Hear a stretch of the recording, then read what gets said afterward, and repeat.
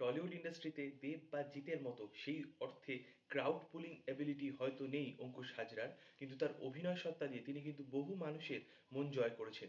Serious role হোক কিংবা mass commercial hero কিংবা কমেডি সেকশন, প্রতিটা ডিপার্টমেন্টে তিনি কিন্তু অপ্রতিরোধ্য, তিনি অনবদ্য। তিনি কিন্তু নিজের কাজের মাধ্যমেই মানুষের মন জয় করেছেন। অসাধারণ তার অভিনয়, অসাধারণ তার টাইমিং। তিনি কিন্তু একজন ভালো ডান্সারও। কাজেই দেবজিৎ পরবর্তী প্রজন্ম অঙ্কুশ হাজরাকে দীর্ঘদিন মনে রাখবে, এই বিষয়ে কোনো দ্বিমত নেই।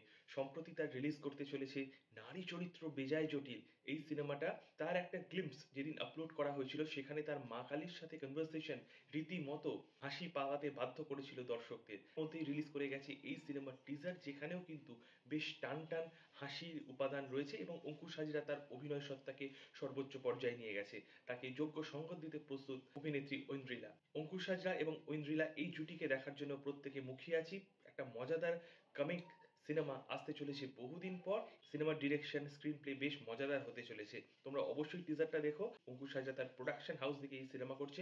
মির্জা পরবর্তীতে এই সিনেমা কতটা মানুষের মন জয় করে, কতটা বক্স অফিসে সফল হয়, সেটা তো শুধু সময় বলবে।